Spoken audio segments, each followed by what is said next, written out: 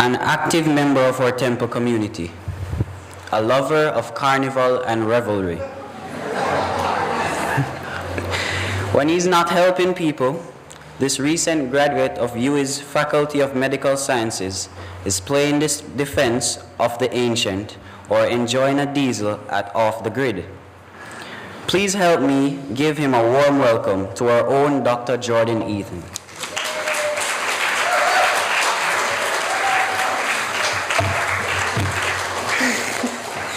Good morning, everybody.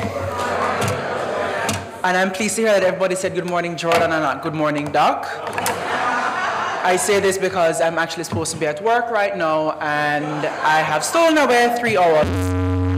No. Thanks, yeah. So good morning, everyone, and a special good morning to those of us listening online and joining us in consciousness. Today is Youth Sunday. And as you can see, the youths have usurped and are mixing things up. How many of us were caught off guard by the new chant soundtrack? Because I know I was. And I'm up here like, I didn't know that I'm supposed to be in the vestibule after. But, you know, we're going to work with it. However, I ended up this Youth Sunday, I am not 100% sure. But you know what they say, when spirit leads, you follow. Many years ago, I was honored enough to attend temple for my first Sunday service, and at the same time, I was being the speaker. I realized that while what I said was fine and appropriate, it was much too stiff. So I'm mixing it up today. Why do I bring this up? Because when I actually did finish, I made a promise to myself that I would affirm and commit myself until I got a second chance to speak. And here we are. So it's quite coincidental that I'll be speaking on commitment. So in the words of beloved John, I've titled this encouragement, How Bad Do You Want It? Sounds strange? Good! Let's dive in. Those of you who know me from Temple know that I've recently completed 5 years of study from medical sciences. How did I do it? I'm still not sure. Shout out to Prof. Spence. I see you, Prof. Don't take me at face value with this one. But I will say this much, it is something that my life has been leading to. Do you ever feel something move inside you? An idea, a thought, an image, something powerful that no matter what you do, you can't shake it until it comes out? That was me at 4. Picture it, a quarter of my height and a sixth of my age, running around with a little toy doctor set. I want to be doctor, I want to be doctor. It seemed silly, yet here we are. Now it seems surreal. But it wasn't easy. It took a lot of commitment. And I don't mean a lot, I mean a tractor-trailer of commitment. So what is commitment? It's a funny word. It comes from Latin, with the root word is committere, which is actually 2 words. Con, meaning near or with, and mittere, which means to send, throw, or hurl. So in truth, it means to hurl with. So if you want something bad, you have to hurl with it. No, I don't see that catching on either. But how about we look at it from like a former top women's tennis player, Martina? There we go. I'm glad everybody knows this. I'm not a sports fanatic. She was asked about being committed to her sport. And she responded with the following quote. The difference between being involved and being committed is like ham and eggs. The chicken is involved. The pig is committed. You have to be in it to win it. You have to want it more than anything else, and you have to be willing to have the utmost faith and conviction in what you are doing and that it is taking you towards your ultimate good. I won't say how many subjects I may have failed or how many classes I may have slept in, but there comes a moment where it's time to wake up. Ironic considering I was falling asleep this morning. Where you have to give yourself a hard look in the mirror and say, do you really want this? Many moons ago, while still in school, merely floating along, I awoke to a message from a friend on my phone. It was a link to a YouTube page entitled, How Bad Do You Want It? Curious, I clicked the link, and it took me to a video talk by Eric Thomas, also known as the hip-hop preacher. Anybody hear of him? All right, Carmen knows. Good. So you don't spoil the story.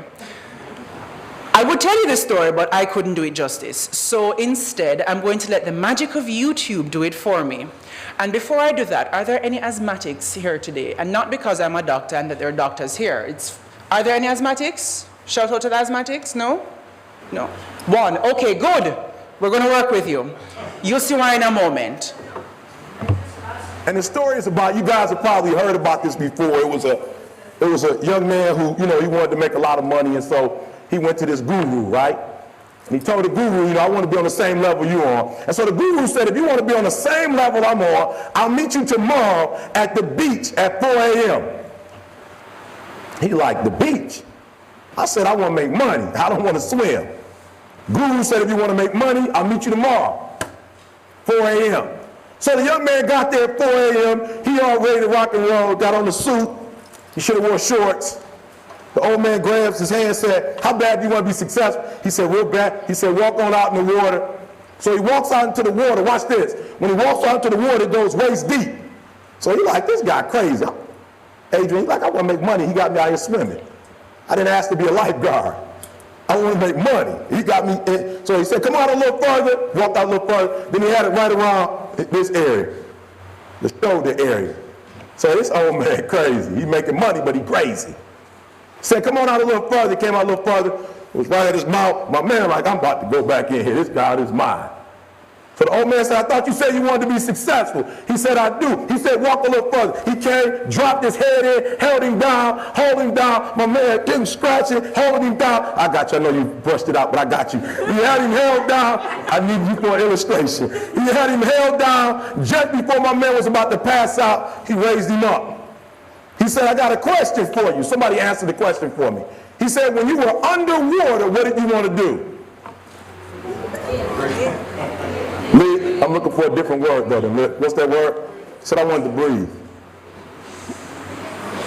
He told the guy, breathe. He said, when you want to succeed as bad as you want to breathe, then you'll be successful. I don't know how many of y'all got asthma in here today, but if you ever had an asthma attack before, you short of breath, SOB, shortness of breath, you wheezing. The only thing you're trying to do is get some air. You don't care about no basketball game. You don't care what's on TV. You don't care about nobody calling you. You don't care about a party. The only thing you care about when you're trying to breathe is to get some fresh air. That's it.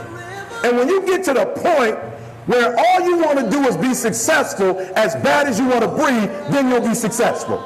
And I'm here to tell you, number one, that most of you say you want to be successful, but you don't want it bad. You just kind of want it. You don't want it badder than you want to party. You don't want it as much as you want to be cool. Most of you don't want success as much as you want to sleep. Some of you love sleep more than you love success. And I'm here to tell you today, if you're going to be successful, you've got to be willing to give up sleep. You got to be willing to work off for 3 hours of sleep, 2 hours. If you really want to be successful, some days you're going to have to stay up 3 days in a row. Because if you go to sleep, you might miss the opportunity to be successful. That's how bad you got to want it. You got to go days without, listen to me, you got to want to be successful so bad that you forget to eat. Beyonce said once she was on the set doing her thing, 3 days had gone by, she forgot she didn't eat. Because she was engaged. I'll never forget when 50 Cent was doing his movie, I did a little research on 50, and 50 said that when he wasn't doing the movie, he was doing the soundtrack. And they said, when do you sleep, 50? Sleep. He said, sleep. Sleep is for those people who are broke. I don't sleep. He said, I got an opportunity to make a dream become a reality. Football players, how many football players? Got anybody like football in here? Raise your hand. Anybody like football? Emmitt Smith. I used to be a Cowboy fan before they did my boy Tom Landry wrong. I used to be a Cowboy fan. And watch this, there was a commercial. Emmitt Smith had won his first Super Bowl, and he had this commercial when he was lifting weights. I don't know if you saw the commercial when he was lifting, and Emmitt said, you know what? I'm gonna wait for you. I won the Super Bowl, so I can rest now. He was doing his bench press. So he said, I won the Super Bowl, so I can rest now. So he throws over about 325, boom. And he rests for about 2 seconds. Then he, boom, boom, boom. Did you see that? He He'd already won a Super Bowl. He said, I think I'm going to take a rest. And he rests for how long? 1 second. Most of you won't be successful because when you're studying and you get tired, you quit. And I'm here to tell you today, if you got somebody came to my office the other day crying. I said, look, don't cry to give up. Cry to keep going. Don't cry to quit. You're already in pain. You're already hurt. Get a reward from it. Don't go to sleep until you succeed. Listen to me. I'm here to tell you today that you can come here, you can jump up, you can do flips, you can be excited when we give away money. But listen to me, you'll never be successful until I don't have to give you a dime to do what you do. You won't be successful until you say, I don't need that money. Because I got it in here. Want it more than your next breath. That is the commitment I'm talking about. Not just to succeed in work, but in life. To succeed at school, at work, in our spiritual practices. There are days when we get up and we think, I'll skip my treatment today, or maybe I'll meditate later. That's not commitment. That's kind of wanting it. That is you almost there. Every person today can push harder and go faster and be stronger. Many times we treat for strength and not recognize the strength within us. We have faced the firing squad and still we march on. The time has come to hurl ourselves into everything. So how do we do that? How do we better our commitment? Well, thanks to Google, here are 4 steps to unshakable commitment. Pen and paper, everybody. Step 1, get your mindset right.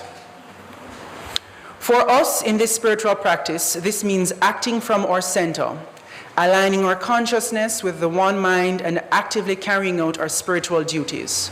Treat, vision, journal, meditate, whatever it is that you need to do to get us centered on our goal, we do it. We're good on 1? Number 2, refine your goals. A common trap for myself when treating and affirming is to treat for the thing. We want a car. We want a job. Instead, we must go back to our first principles. Shout out to Reverend Sonia and Reverend Ann, Science of Mind Class 101 and 102. Treat from the absolute. What do you want when you want a new car? Do you really want a new car, or do you want reliable transportation?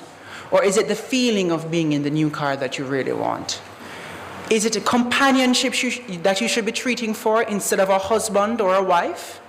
Do we treat for good grades, or do we treat for unification with the one mind and revelations of spirits, motivation and recollections when studying? Treat from the absolute. 3, focus on what is important. For me at this stage, it is critical for me to become the best clinician that I can be, the best bedside manner that can be had, the best clinical acumen that I can muster. What is important for me is to be a competent and reliable physician. I want to know that when someone says, Dr. Eaton says or does, that there's no doubt about it. What is important for you? How badly do you want to realize your Christ self? How important is finding spiritual peace and transcending the chatterings of the mundane? Compare that against the blissful serenity of the divine. To not only think, but to know that all your needs are met and your goals are sure to be attained. Number 4, hold yourself accountable. Set deadlines, make plans and stick to them. If it means you start off slow and then build, so be it. Can't meditate for 20 minutes every morning? Fine, start with 5. Have a treatment buddy to treat with every morning. Choose an SOM class and pay for the sessions in advance so you force yourself to come, or else you know you're wasting money. This is not a plug for classes, Reverend Michael, but it is. Force yourself to not make excuses and tell others of your intentions so they too can help and push you along. How many of us made commitments for the new year? How many of us have fulfilled those commitments as September dawns tomorrow? There's still time. Quote, We, the people, recognize that we have responsibilities as well as rights, that our destinies are bound together, that freedom which only asks, what's in it for me, a freedom without commitment to others, a freedom without love or charity or duty or patriotism is unworthy of our founding ideals and those who died in their defense. Unquote. Barack Obama, someone who defied the odds and managed to influence monumental change. And the list does not stop there. Nelson Mandela, Mahatma Gandhi, Margaret Thatcher, Aung San Suu Kyi, Thomas Edison, Albert Einstein, Ralph Waldo Emerson, Vincent van Gogh, which is actually how his name is pronounced. Not Van Gogh, it's Van Gogh. It's really phlegm. The list goes on and on and on. Where is your commitment? Is it based on ideas that are fleeting? Or do you have faith, confidence in what we hope for, and assurance of what we do not see? This is what the ancients were commended for. By faith, we understand that the universe was formed at God's command, so that what is seen was not made out of what was visible. Hebrews 11, verses 1 to 3. Friends, I could go on ad infinitum on commitment and the power of faith, but sadly, I need to be at the hospital to start work soon. So I will tell you what a friend told me this week when I accepted the honor of giving this talk today. It is not the critic who counts, not the man who points out how the strong man may stumble, or where the doer of deeds may have done them better. The credit belongs to the man who is actually in the arena, whose face is marred by dust and sweat and blood, who strives valiantly, who errs, who comes short again and again, because there is no effort without error or shortcoming, but who does actually strive to do the deeds, who knows great enthusiasm, the great devotions, who spends himself in a worthy cause, who at the best knows in the end the triumph of high achievement, who at the worst, if he fails, at least he fails daring greatly, so that his place will never be with those cold and timid souls who neither knew victory nor defeat. Theodore Roosevelt, another former president. I want to close today by reading for you a poem that I read the night before my first clinical exam, and I've read it throughout the remainder of medical school. A poem that reminded me of the power that comes from within, and that there are others who have faced insurmountable odds and who have come out on top. For those of you who love Nelson Mandela, like Reverend Sonia at the back there, it will sound familiar. It is entitled Invictus, and it means unconquerable, by William Ernest Henley. Out of the night that covers me, black as the pit from pole to pole, I thank whatever gods may be for my unconquerable soul. In the fell clutch of circumstance, I have not winced nor cried aloud. Under the bludgeonings of chance, my head is bloodied, but unbowed. Beyond this place of wrath and tears looms but the horror of the shade, and yet the menace of the years finds and shall find me unafraid. It matters not how straight the gate, how charged with punishments the scroll. I am the master of my fate. I am the captain of my soul. Nelson Mandela read that while he was incarcerated in Robben Island prison. 27 years, and he came out ready to heal a nation.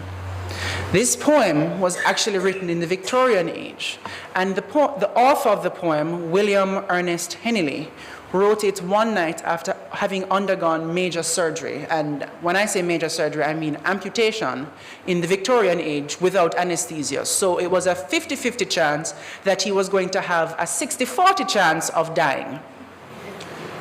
Yet one night he stood up, well, not stood, he sat up in his hospital bed and looked out at the moon. And this poem is what came to him from that moment. I am the master of my fate. I am the captain of my soul. Friends, let us affirm those last two lines. I am the master of my fate. I am the captain of my soul. Turn to your neighbor. You are the master of your fate. You are the captain of your soul. Turn to your other neighbor now. Your other neighbor. Come, let's keep it going. You are the master of your fate. You are the captain of your soul. Let us leave here today committed to this truth and know this truth for all. Namaste.